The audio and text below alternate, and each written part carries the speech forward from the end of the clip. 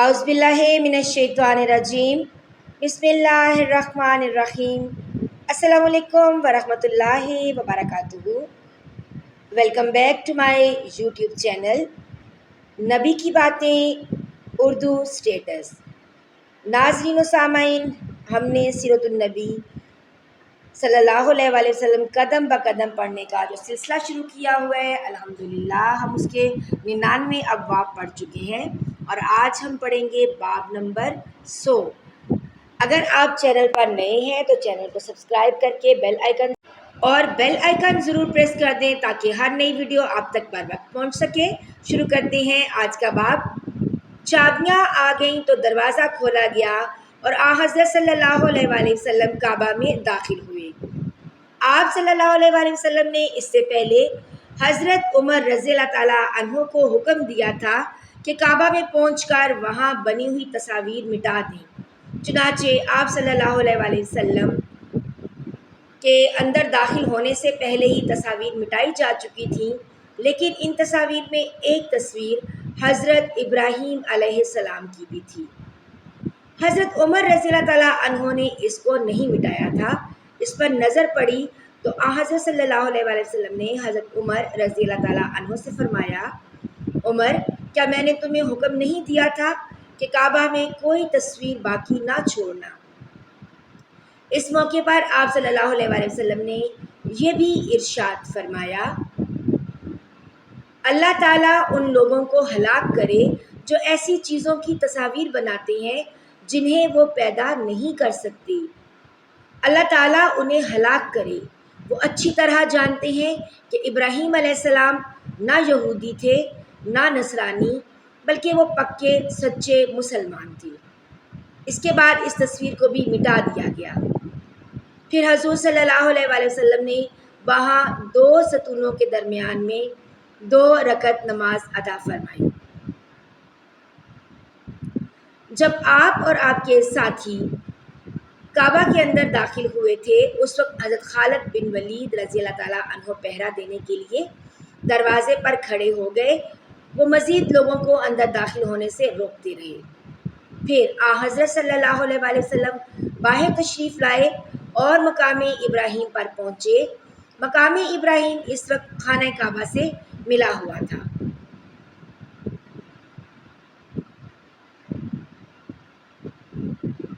आप सल्लल्लाहु अलैहि वसल्लम ने वहाँ 2 रकतें अदा की। उसके बाद आप जमज़म मंगाकर आपने जमज़म पिया और वज़ू फरमाया। सहाबा इकराम इस वक्त लपक लपक कर हज़ूर सल्लल्लाहु अलैहि वसल्लम के वज़ू का पानी लेकर अपने चेहरों पर मलने लगे। मतलब ये कि वो आप सल्लल्लाहु अलैहि वसल्लम के वज़ू के पानी को नीचे नहीं गिरने दे रहे थे। मुशरिकीन मक्का ने जब ये हालत देखी तो पुकार उठे, हमने आज तक ऐसा मंजर देखा न सुना, न ये सुना कि कोई बादशाह इस दर्जे को पहुंचा हो। अल्लाह के रसूल सल्लल्लाहु अलैहि वसल्लम जब हरम में आकर बैठ गए तो लोग आप सल्लल्लाहु अलैहि वसल्लम के इर्द गिर्द जमा हो गए। ऐसे में हज़रत अबू बकर सिद्दीक रज़ी अल्लाह ताला अन्हो उठ कर गए और अपने वालिद अबू कहाफ़ा का हाथ पकड़कर उन्हें ले आए। अबू कहाफ़ा की बिनाई जाती रही थी। उधर जूँ ही हज़रत सल्लल्लाहु अलैहि वसल्लम की निगाह हज़रत अबू कहाफ़ा पर पड़ी तो फरमाया, ए अबू बकर, तुमने अपने वालिद मोहतरम को घर पर ही क्यों ना रहने दिया, मैं ख़ुद उनके पास चला जाता। इस पर अबू बकर ने अर्ज़ किया, अल्लाह के रसूल सल्लल्लाहु अलैहि वसल्लम ये इस बात के ज़्यादा हक़दार हैं कि ख़ुद चलकर आपके पास आएँ। हज़रत अबू बकर सिद्दीक रज़ी अल्लाह ताला अन्हु ने फिर अबू कहाफ़ा को हज़रत सल्लल्लाहु अलैहि वसल्लम के सामने बिठा दिया। हज़रत सल्लल्लाहु अलैहि वसल्लम ने अपना दस्ते मुबारक उनके सीने पर फेरा और फरमाया, मुसलमान होकर इज़्ज़त और सलामती का रास्ता इख्तियार करो। वो उसी वक्त मुसलमान हो गए। हज़रत सल्लल्लाहु अलैहि वसल्लम ने फरमाया, अबू बकर, तुम्हें मुबारक हो। हज़रत अबू बकर रज़ी अल्लाह ताला अन्हु बोले, कसम है उस ज़ात की जिसने आप सल्लल्लाहु अलैहि वसल्लम को हक़ और सदाकत के साथ ज़ाहिर फरमाया। میرے والد ابو قحافہ کے اسلام لانے کے مقابلے میں آپ کے چچا ابو طالب ایمان لے آتے تو یہ میرے لیے زیادہ خوشی کی بات ہوتی۔ اس وقت حضرت ابو قحافہ رضی اللہ تعالیٰ عنہ کے بال بڑھاپے کی وجہ سے بالکل سفید ہو چکے تھے۔ حضور صلی اللہ علیہ وآلہ وسلم نے ان سے فرمایا، ان بالوں کو مہندی سے رنگ لو لیکن سیاہ خضاب نہ لگاؤ۔ مورخین نے لکھا ہے کہ سب سے پہلے حضرت ابراہیم علیہ السلام کو اپنے بالوں کی سفیدی کا احساس ہوا تھا۔ جب زیادہ عمر ہونے پر بال سفید ہونے لگے تو انہوں نے اللہ تعالیٰ سے عرض کیا کہ اے باری تعالیٰ، یہ کیسی بدصورتی ہے جس سے میرا روپ بدنما ہو گیا ہے۔ اس پر اللہ تعالیٰ نے ارشاد فرمایا، یہ چہرے کا وقار ہے، اسلام کا نور ہے۔ میری عزت کی قسم، میرے جلال کی قسم، جس نے یہ گواہی دی کہ میرے سوا کوئی معبود نہیں اور یہ کہ میری خدائی میں کوئی شریک نہیں، اور اس کے بال بڑھاپے کی وجہ سے سفید ہو گئے۔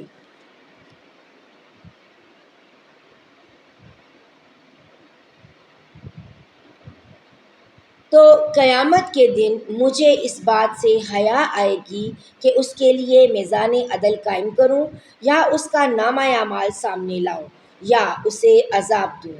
اس پر حضرت ابراہیم علیہ السلام نے دعا کی، اے پروردگار، پھر تو اس سفیدی کو میرے لیے اور زیادہ کر دے۔ چنانچہ اس کے بعد ان کا سر برف کی طرح سفید ہو گیا۔ اس سے معلوم ہوا کہ بڑھاپے کی سفیدی اور خود بڑھاپا اللہ تعالیٰ کی بہت بڑی نعمت ہے، اور مومن کے لیے عمر کی یہ منزل بھی شکر کا مقام ہے۔ حضرت ابوبکر صدیق رضی اللہ تعالیٰ عنہ کے گھرانے کو یہ فضیلت بھی حاصل ہے کہ ان کا سارا گھرانہ ہی مسلمان ہوا۔ کوئی ایک فرد بھی نہ رہا جو مسلمان نہ ہوا ہو۔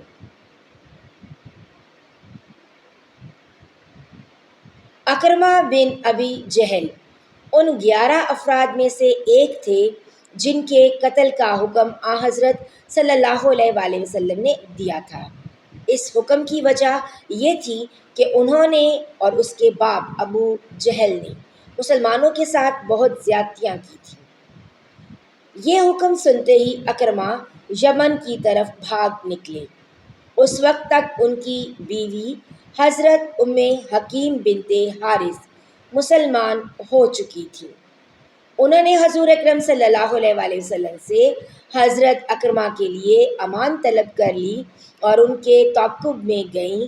حضرت اکرمہ بحری جہاز میں سوار ہو چکے تھے تاکہ کسی دوسرے ملک چلے جائیں۔ یہ بحری جہاز سے انہیں واپس لے آئیں اور ان سے کہا، میں تمہاری طرف سے اس شخصیت کے پاس سے آئی ہوں جو سب سے زیادہ رشتہ داریوں کا خیال کرنے والے اور سب سے بہترین انسان ہے۔ تم اپنی جان ہلاکت میں مت ڈالو کیونکہ میں تمہارے لیے امان حاصل کر چکی ہوں۔ اس طرح حضرت اکرمہ رضی اللہ تعالیٰ عنہ اپنی بیوی کے ساتھ حضرت صلی اللہ علیہ وآلہ وسلم کی خدمت میں حاضر ہوئے اور اسلام لے آئے۔ حضرت اکرمہ رضی اللہ تعالیٰ عنہ بہت بہترین مسلمان ثابت ہوئے۔ وہ بہت زبردست جنگجو بھی تھے، خوب جہاد کیا، بڑے صحابہ میں آپ کا شمار ہوا۔ جنگ یرموک میں رومیوں کے خلاف لڑتے ہوئے شہید ہوئے۔ اس طرح باقی لوگوں کو بھی امان مل گئی، ان میں ہندہ بنت حارث بھی تھیں۔ حضرت صلی اللہ علیہ وآلہ وسلم نے ان کے قتل کا بھی حکم دیا تھا۔ یہ حضرت ابو سفیان رضی اللہ تعالیٰ عنہ کی بیوی تھی۔ ان کے قتل کا حکم آپ نے اس بنا پر دیا تھا کہ غزوہ احد میں انہوں نے حضرت حمزہ رضی اللہ تعالیٰ عنہ کا مسئلہ کیا تھا، یعنی ان کے ناک کان وغیرہ کاٹی تھی، لیکن انہیں بھی معافی مل گئی اور یہ بھی مسلمان ہو گئیں۔ صفوان بن امیہ کے بھی قتل کا حکم ہوا تھا، انہیں بھی معافی مل گئی اور یہ بھی مسلمان ہو گئے۔ کعب بن ظہیر کو بھی معافی مل گئی۔ یہ اپنے اشعار میں آپ صلی اللہ علیہ وآلہ وسلم کو برا بھلا کہتی تھی، یہ بھی مسلمان ہو گئے۔ اسی طرح وحشی نے غزوہ احد میں حضرت حمزہ رضی اللہ تعالیٰ عنہ کو شہید کیا تھا۔ حضرت صلی اللہ علیہ وآلہ وسلم نے ان کے بھی قتل کا فرمایا تھا، لیکن یہ بھی مسلمان ہو گئے۔ پھر اس روز یعنی فتح مکہ کے دن حضور صلی اللہ علیہ وآلہ وسلم صفا کے پہاڑ پر جا بیٹھے اور لوگ گروہ در گروہ آپ کی خدمت میں حاضر ہو کر اسلام قبول کرتے رہے۔ تمام چھوٹے بڑے مرد حاضر ہوئے، عورتیں بھی آئیں، سب اپنے اسلام کا اعلان کرتے رہے۔ ایک اور صاحب حضرت صلی اللہ علیہ وآلہ وسلم کی خدمت میں حاضر ہوئے تو آپ صلی اللہ علیہ وآلہ وسلم کے رعب سے کانپنے لگے اور دہشت زدہ ہو گئے۔ حضور صلی اللہ علیہ وآلہ وسلم نے ان کی حالت دیکھ کر فرمایا، ڈرو نہیں، میں کوئی بادشاہ نہیں ہوں، بلکہ میں تو قریش کی ایک ایسی عورت کا بیٹا ہوں جو معمولی کھانا کھایا کرتی تھی۔